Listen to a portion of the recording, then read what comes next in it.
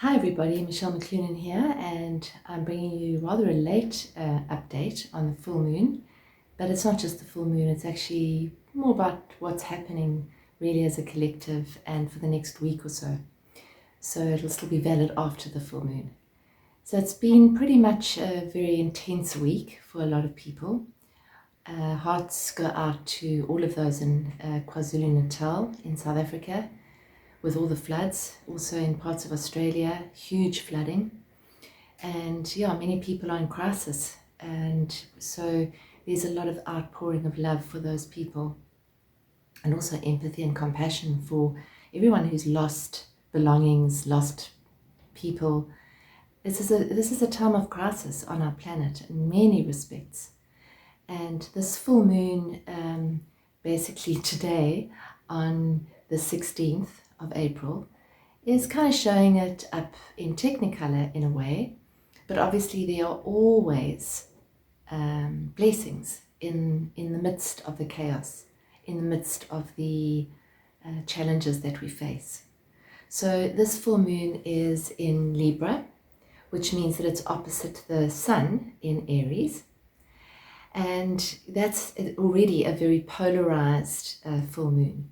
So Aries on the one side is always about going out there, making it happen, a lot of energy to start new projects, get new things in play. There can be a little bit of impatience, to put it mildly. There can be tempers, anything basically going from assertion to flat out aggression and war. So that's on the Aries side. On the other side is Libra, which is the planet of the scales, which is about balance, peace, harmony. The ruler of Libra, so in other words, the ruler of this full moon, is Venus, the planet of love and peace and harmony.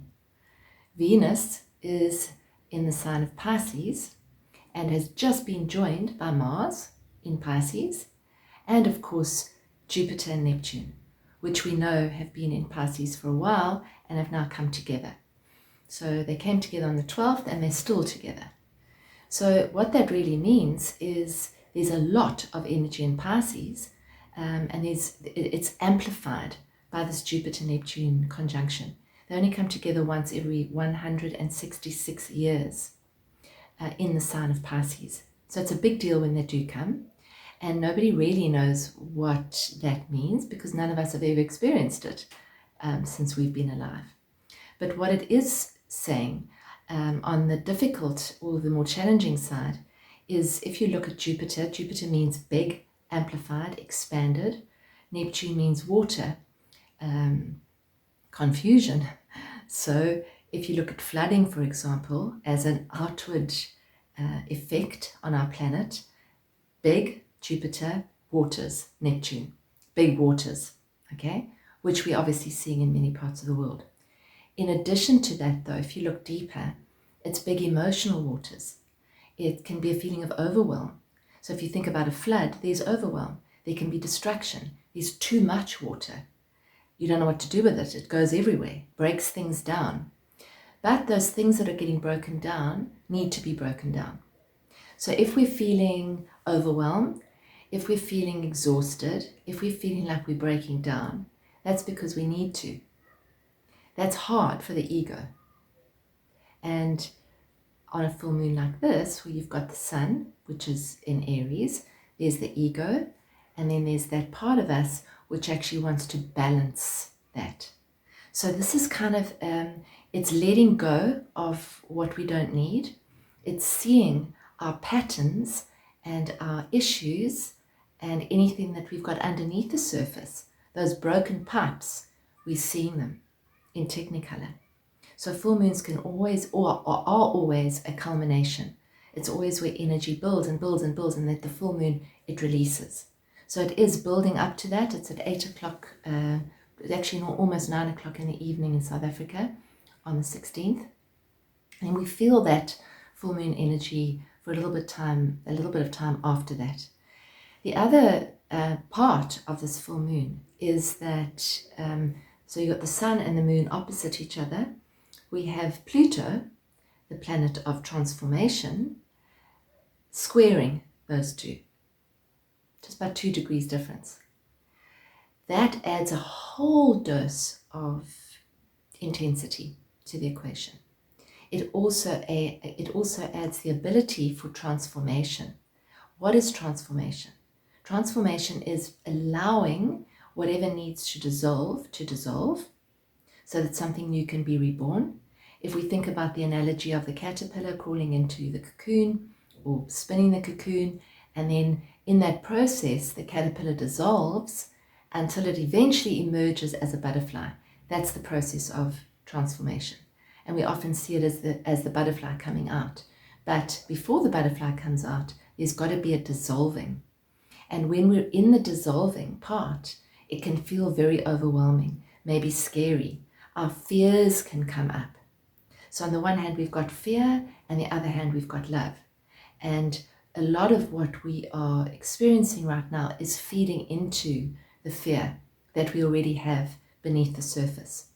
What this alignment with Pluto will do, is doing, is it's bringing to the surface conflicts with others, power struggles, possibly, asking us where we've given our power away.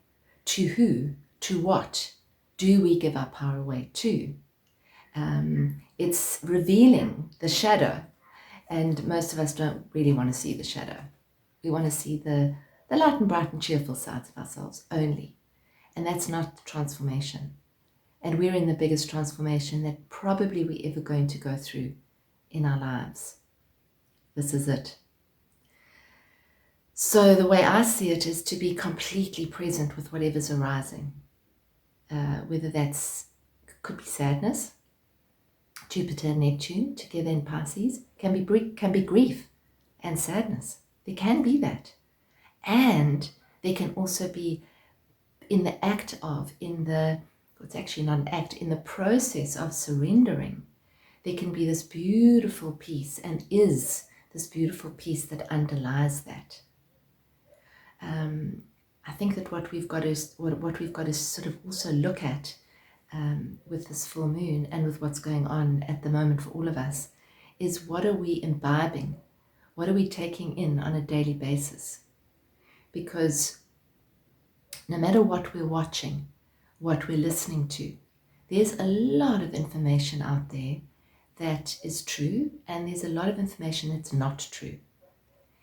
And I think it boils down to, if we look at the ruler of this full moon and we look at Venus, it boils down to what feels right, what's in our hearts. So when you watch something, whether it's on TV, whether it's on your cell phone, whether it's on a mainstream site or not, whatever you are watching or listening to, how's it affecting your feeling? How do you feel when you watch that? How does your frequency feel after you've watched it? And I think if our frequencies go down after we've watched something, we've got to just be aware of that. So it's not to stay completely clueless as to what's going on in the world, but it's also to realize when we need time out, when we need time to tune out of all of that.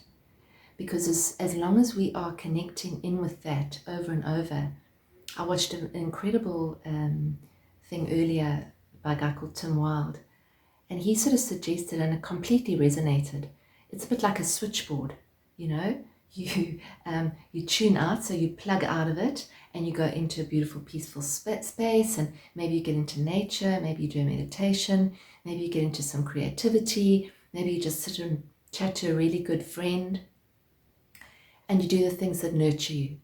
And then no sooner have you done that than you plug it back in again, and you plug in to all of this chaos and all of this conflict. And so what that does is it takes our vibration up and down like a yo-yo, and that is what is unsettling. So it's very much like a seesaw. It's up and then it's down, it's up and then it's down, it's up and it's down. And where is the settled part? That's in the middle, isn't it? It's in the center of the chaos. So that's really what I wanted to just share with you. I'm definitely feeling these energies at quite a fundamental level. I know that my chart is being triggered in a big way. So it's bringing things out that need to come out, and that's good.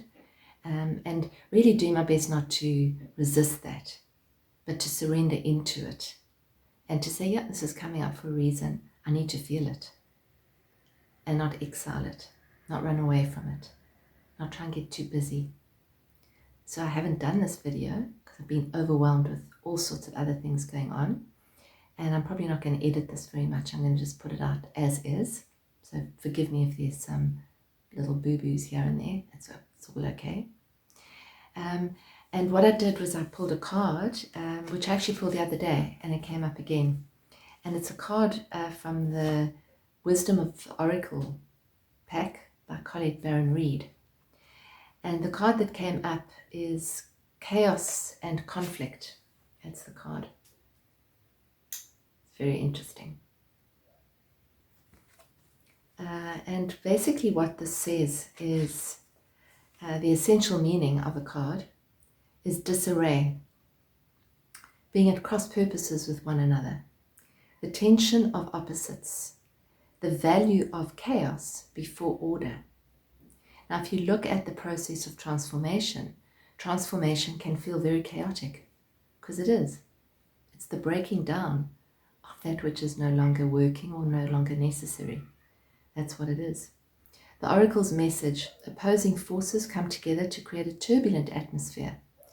But consider the value of chaos that serves you well as you become unmoored by it. Scattered to the winds, you leave behind the parts of yourself that you no longer need and disperse seeds to reinvent yourself anew. Although the conflict may appear to exist externally, its essence is also internal, projected outward and causing disarray. You may find yourself at cross purposes with someone else, facing a storm you feel you can't control. Yet every storm passes, and chaos leads to a reordering of things. Conflict provides a way to see more than one side of a situation. Look upon this as just a moment in time when you may need to take shelter and step away from the fray. Don't be too eager to fight. This is a time to understand rather than to be understood. It goes on a bit, and then the message at the very end says that this is an advantageous moment to restore order and recognize the opportunity for negotiation. What is negotiation? It's seeing both sides, isn't it? It's holding the scales of balance. Even in seeming chaos, there is a kind of divine order, a complete resorting of elements. This is powerful. If your intention is to find the best solution for the highest good of all, there is positive news. The timing is perfect.